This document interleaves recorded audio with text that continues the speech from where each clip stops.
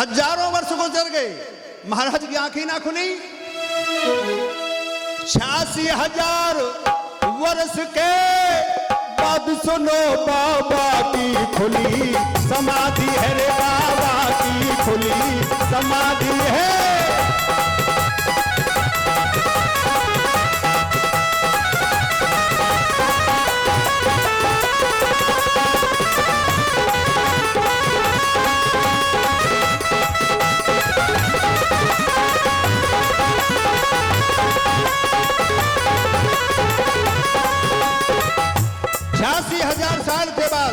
कर्दम ऋषि के नेत्र खुले।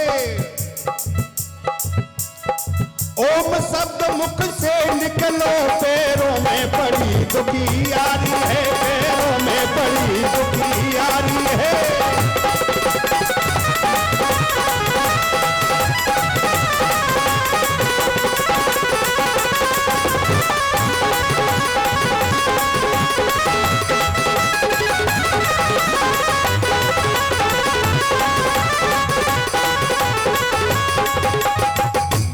ऋषि के नेत्र बंद, देवहूति पे हाथ फेराया है।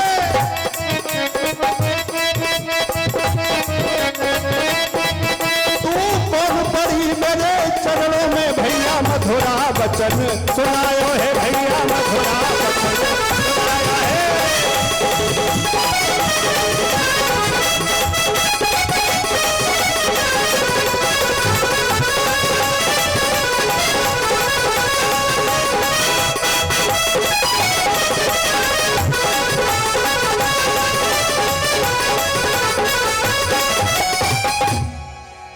86,000 साल के बाद उनके नेत्र खुले।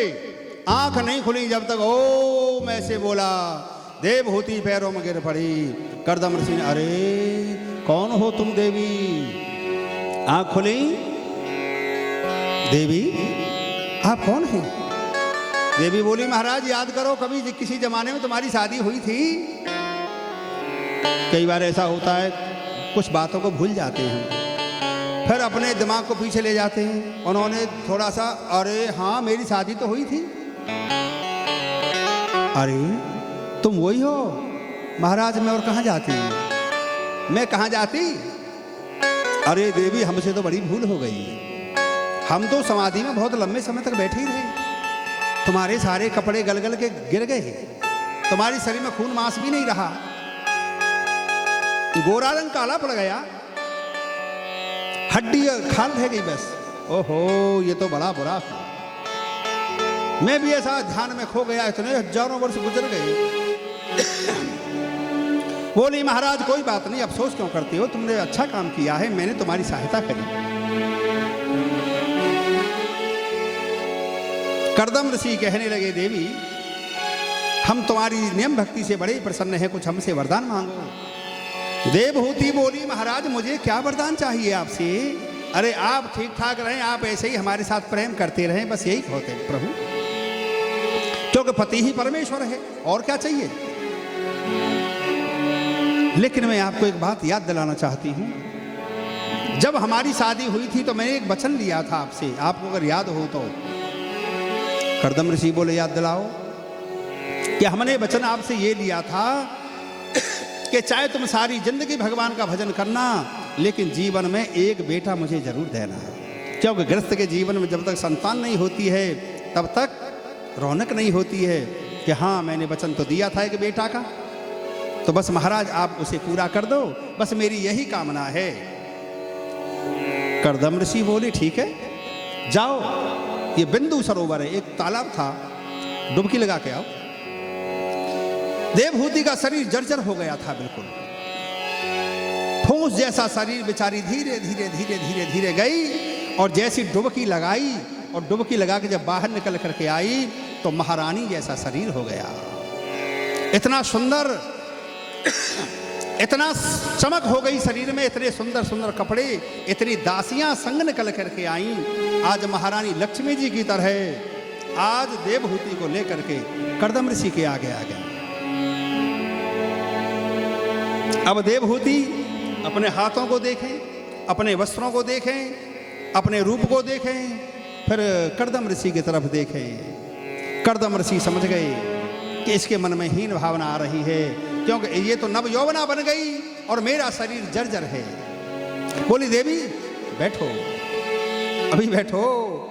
कर्दम ऋषि दौड़े दौड़े गए और झट डुबकी लगा दी, और जैसे ही उसमें से सरोवर में से निकले उनका भी शरीर बहुत सुंदर बन गया। हंस और हंसनी जैसी जोड़ी दोनों की बन गई। देवहूति ने अपने पति को देखा तो बड़ी प्रसन्न हुई, महाराज ये सब तुम्हारी तपस्या का परिणाम है। कर्दम ऋषि से देवहूति बोली, हमारे शरीर तो बड़े सुंदर हो गए, लेकिन रहने को तो यही फूस की झोंपड़ी है। अरे ऐसा कैसे? उन्होंने जल लिया और ऐसे जल फेंक करके मारा, एक बहुत बड़ा कामक विमान बन गया। इतना बड़ा बन गया जैसे एक शहर हो कोई, जिसके अंदर बाग हैं, बगीचा हैं, बाजार हैं, महल हैं, तालाब हैं, सरोवर हैं, बड़े बड़े नौकर चाकर हैं, भंडार भरे पड़े हैं। और उस विमान में एक विशेषता और भी है कि वो विमान मन की गति से चलता है।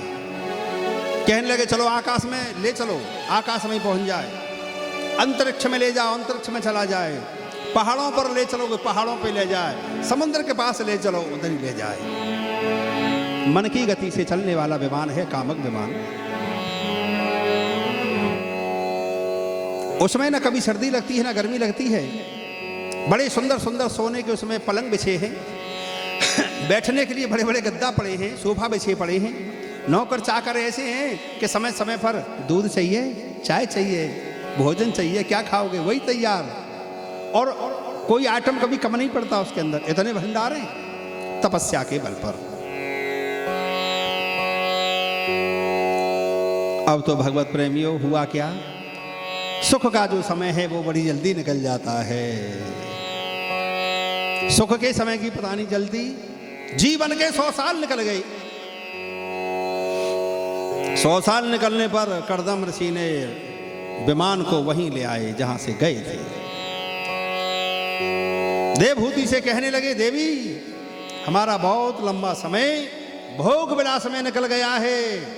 कि हाँ महाराज निकल तो गया है, फिर अब हम वहीं जाना चाहते हैं जो पहले थे। देवहूति बोली, अब ऐसा नहीं हो पाएगा। कि क्यों? तुमने तो वचन दिया था। कि हाँ वचन दिया था, वचन आज भी तुम्हारा वही है, लेकिन इस 100 साल के अंदर हमारे घर में 9 बेटी पैदा है गई। मैंने तो एक बेटा मांगा था तुमसे, अब ये 9 बेटी पैदा है गई महाराज। इनका पढ़ाना लिखाना, इनका पालना पलोसना, इनका विवाह करना ये कौन करेगा? पहले इनका काम करो, उसके बाद जो जी में आवे सो करो। अरे हाँ ये तो बड़ी भूल हो गई। भूल क्या हो गई? ये 9 बेटियां कौन हैं? ये 9 बेटी ही नवदा भक्ति कहलाती है।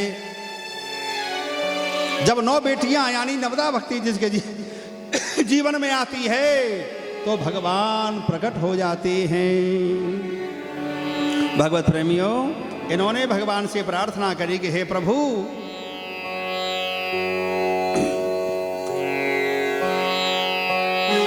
हमने जब तपस्या करी थी तो तुमने वरदान दिया था कि हम तुम्हारे पुत्र बन करके आएंगे, तो अब वो हमारी कामना पूर्ण करो।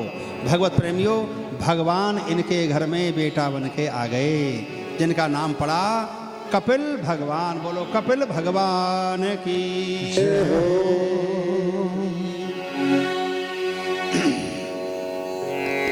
अब तो कपिल भगवान आ गए और बेटियां भी हो गई बड़ी। तो कला नाम की जो बेटी थी वो मरीचि ऋषि को ब्याई। अनुसुईया भी इन्हीं की बेटी थी जो अत्रि ऋषि को ब्याही गई। और श्रद्धा नाम की बेटी थी वो अंगिरा ऋषि को ब्याही गई। हबिर्भु नाम की कन्या पुलस्त ऋषि को ब्याही गई और गति नाम की कन्या पुलह ऋषि को ब्याही। क्रिया नाम की कन्या कृतु को ब्याही गई और ख्याति नाम की कन्या भृगु ऋषि को ब्याह दी गई। अरुंधति वशिष्ठ को ब्याह दी और शांति नाम की जो कन्या थी वो अथर्वा ऋषि को ब्याह दी। ये इनकी 9 बेटी 9 ऋषियों को ब्याह दी गई। अब वो कर्दम ऋषि कहने लगे, देवी तुम्हारी बेटियों का हो गया विवाह, ठीक है, और तुम्हारी गोदी में भी आ गया बेटा, अब तो मैं चलूं? देवहूति हाथ जोड़ करके कहने लगी, प्रभु मैं भगवान की भक्ति में रुकावट नहीं डाल सकती, इसलिए मैं तुमसे कहती हूं तुम्हारे मन में जितना भी आए उतना तप करो।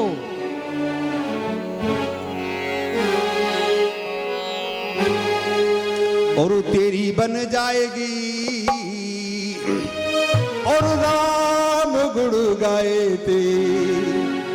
तेरी बन जाएगी गोपाल गुण गाए तेरी बन जाएगी राम गुण गाए तेरी बन जाएगी गोपाल गुण गाए तेरी बन जाएगी राम गुण गाए तेरी बन जाएगी गोपाल गुण गाए।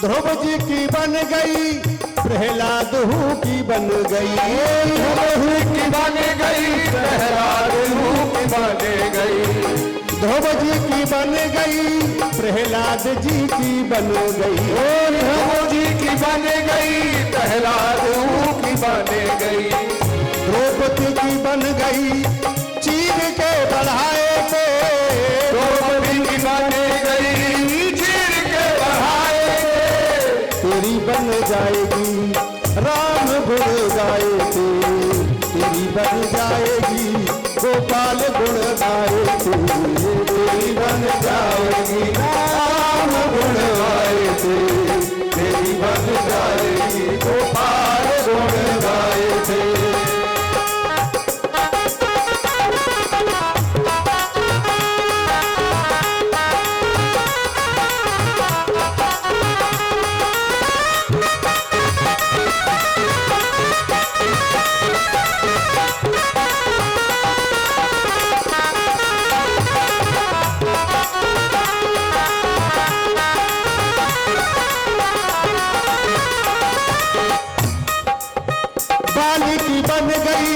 सुग्रीव की बन गई ये बाली की बन गई सुग्रीव की बन गई बाली की बन गई सुग्रीव की बन गई ये बाली की बन गई सुग्रीव की बन गई हनुमत की बन गई सिया सुधिलाए थे हनुमत की बन गई सिया सुधिलाए थे तेरी बन जाएगी राम गुण गाए तेरी बन जाएगी गोपाल गुण गाए तेरी बन जाएगी राम गुण गाए तेरी बन जाएगी गोपाल गुण गाए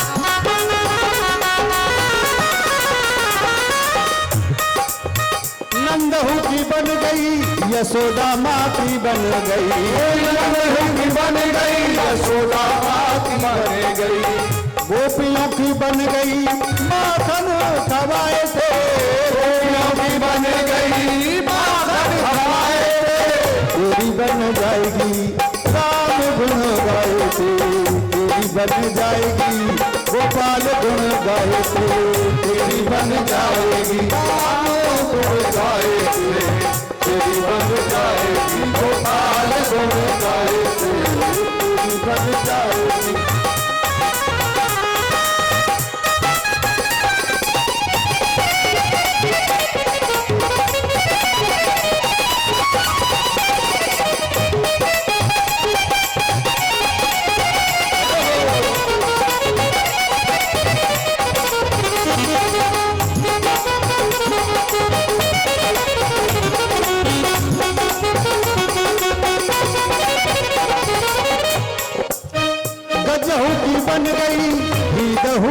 बन गई, गधहू की बन गई, गधहू की बन गई, केवट की बन गई, नाव पे चढ़ाए थे, केवट की बन गई, नाव पे चढ़ाए थे, तेरी बन जाएगी राम गुण गाए थे, तेरी बन जाएगी गोपाल गुण गाए थे, तेरी बन जाएगी राम गुण गाए थे, तेरी बन जाएगी गोपाल गुण गाए थे, तेरी बन जाएगी राम गुण गाए थे, तेरी बन जाएगी गोपाल गुण गाए थे।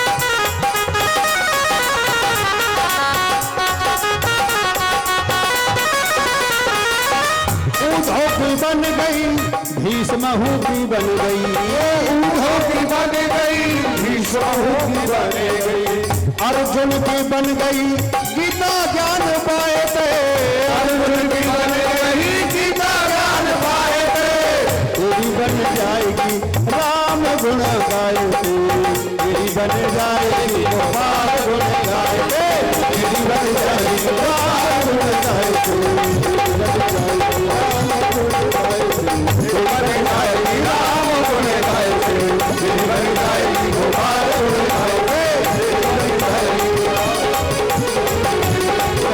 गोपाल गुण गाए थे,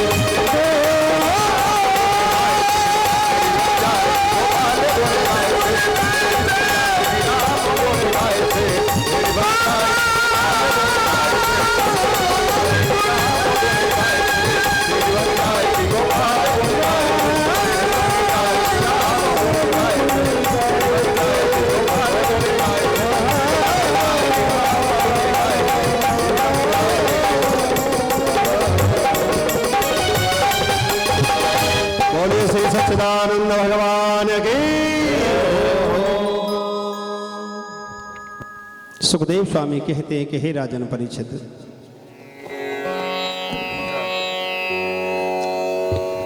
कर्दम ऋषि के यहां भगवान पुत्र बन करके आए।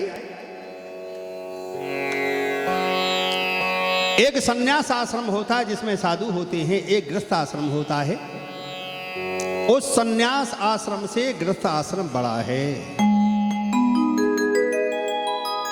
गृहस्थ आश्रम बड़ा है क्यों? कि भगवान गृहस्थियों के घर में पुत्र बन करके आते हैं। गृहस्थी के ऊपर बड़ा भार होता है, बड़ी जिम्मेवारी होती है घर परिवार का। अरे साधु महात्माओं के जो आश्रम हैं वो गृहस्थियों के ही दान से चल रहे हैं।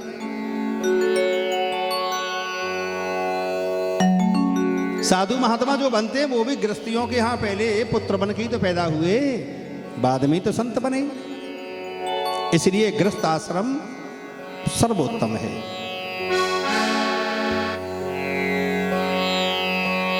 भगवान पुत्र बन करके आए। इधर कर्दम जो ऋषि थे वो तपस्या के लिए चले गए। अब देवहूति बड़ी दुखी रहती है। कपिल भगवान जो इनके बेटा हैं वो बोले, माता तुम दुखी क्यों रहती हो? माता बोली, बेटा जीवन में मैंने जो सुख भोगे थे ना पहले, उनकी याद आती है, इसलिए मैं दुखी हूं। देखिए समय बदलता रहता है। जो आज अमीर है जरूरी नहीं है कि जिंदगी भर अमीर ही रहेगा, वो गरीब बन सकता है। और जो आज गरीब है वो जरूरी नहीं कि जिंदगी भर तक गरीब ही रहेगा, नहीं, वो अमीर बन सकता है। कोई किसी गरीब घर में पैदा हुआ तो गरीबी का दोष उस बच्चे का दोष नहीं है, और जीवन भर गरीब रहा ये उस व्यक्ति का दोष है। क्यों? कि सकल पदार्थ हैं जगमाही, कर्महीन नर पावत नाही। इस संसार में सब कुछ है और सब कुछ मिल जाएगा, लेकिन लगन से मेहनत खुद करनी पड़ेगी। सकल पदार्थ हैं जगमाही, लेकिन कर्महीन नर पावत नाही। जो व्यक्ति कर्म नहीं करता है उसके तो थाली में रखी रोटी भी उसके पेट में नहीं जा पाएगी। भोजन आ गया, अगर उठा करके मुंह में नहीं डालोगे तो भोजन पेट में जाने वाला नहीं है। इसलिए कर्म प्रधान विश्व कर राखा, जो जस करे सो तस फल चाखा। कर्म करना पड़ेगा, बिना कर्म के कुछ भी नहीं होगा। भगवत प्रेमियों, कर्मन की गति न्यारी ऊधो, कर्मन की गति न्यारी। कर्म के आधार पर ही सब कुछ होता है। बुरे कर्म का बुरा फल है और अच्छे कर्म का अच्छा फल है। माता कह रही है बेटा वो सारी बातें याद आती हैं। कपिल भगवान कहते हैं माता उन बातों को भूल जाओ, अपना मन भगवान के चरणों में लगा दो। माता बोली बेटा भगवान के चरणों में मन लगाती हूं तो मेरा मन लगता नहीं है। 10-5 मिनट के लिए मैं बैठती भी हूं तो मेरा मन इधर उधर घूमता है। माला तो कर में फिरे और जीव फिरे मुँह माही,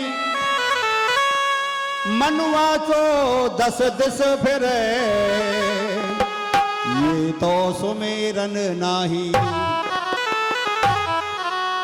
माला तो हाथ में घूम रही है और जीव बतरा रही है बातें, मनुआ 10 दिशाओं में भाग रहा है तो ये सुमेरन नहीं है।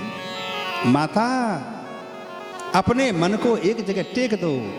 बेटा कैसे टेकूं, मन मानता ही नहीं।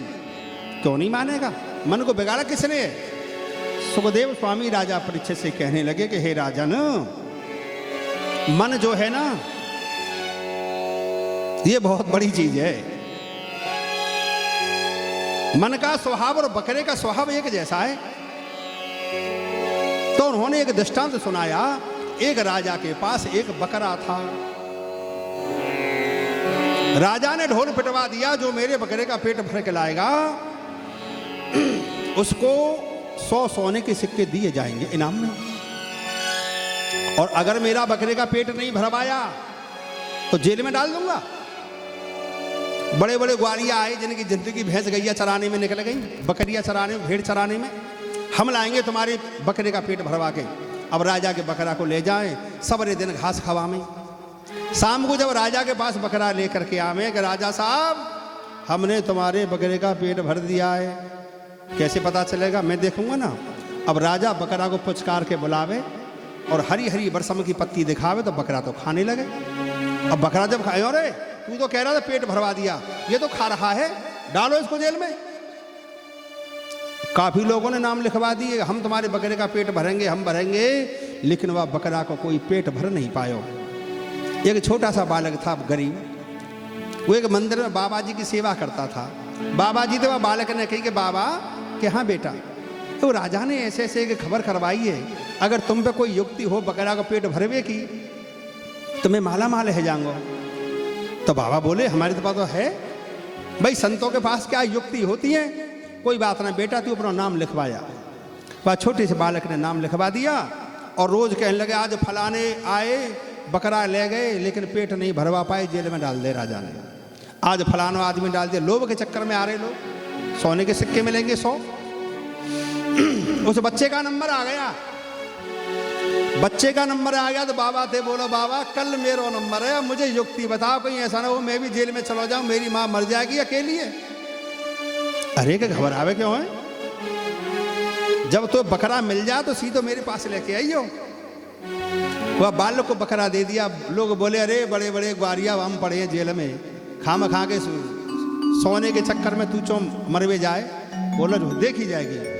बाबा के पास बकरा ले आयो।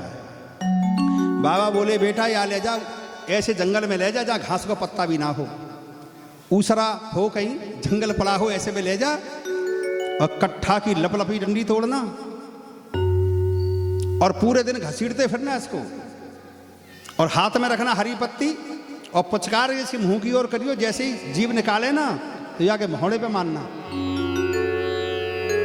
अब वो ले गया उस बकरा को, पुचकार के पत्ती बाके मुंह की ओर करे, और जैसे बकरा जीभ निकाले तो सटाक संटी मारे बाके मोहड़े पर। अब मोहड़े पर चोट लगी, सवेरे से लेके शांत मुंह सूज गया उसका। अब वो बालक पुचकार के कहता है, ले खा। बकरा टेढ़ा मुंह कर ले, पत्ती की ओर देखे ही ना, क्योंकि देखेगा तो फिर लगेगी, और चोट के ऊपर चोट लगेगी तो झंझना जाएगा शरीर। अब पूरे दिन घसीटता फिरा। शाम को बालक राजा के पास गया बकरा को लेकर। राजा साहब, तुम्हारे बकरे का पेट भर लाए। पेट भर लाया? इसका पेट तो पिचका पड़ा है कि कोई बात नहीं, भरा हुआ है, चलो मैं देखूंगा। अब राजा ने बकरा बुलवाया। अब राजा ने पुचकार के जैसी हरी हरी पत्ती वाके आगे करी तो झट मुंह फेर ले बकरा, मुंह फेर ले। कहने का मतलब इस बात का ये है कि मन बिगाड़ा किसने था? मन हमने ही बिगाड़ा था, और इसको सुधारेगा कौन? हम ही सुधारेंगे। बोलो बाके बिहारी लाल की जय हो। अब तो कपिल भगवान बोले, मैया अरे मन मोड़ा फिर डर नहीं, कोई दूर प्रभु का घर नहीं। धीरे धीरे मोड़ तू इस मन को, इस मन को, हाँ इस मन को।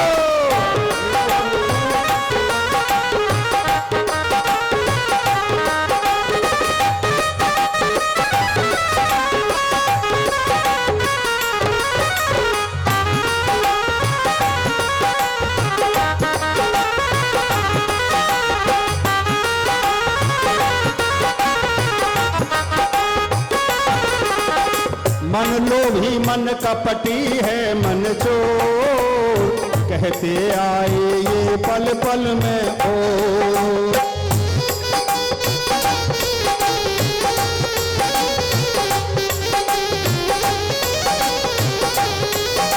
अरे गफलत ऐसी कर नहीं, गफलत ऐसी कर नहीं, कोई दूर प्रभु का घर नहीं। धीरे धीरे बोल तू इस मन को, इस मन को, हाँ इस मन को, हाँ धीरे धीरे बोल तू इस मन को, इस मन को, हाँ इस मन को।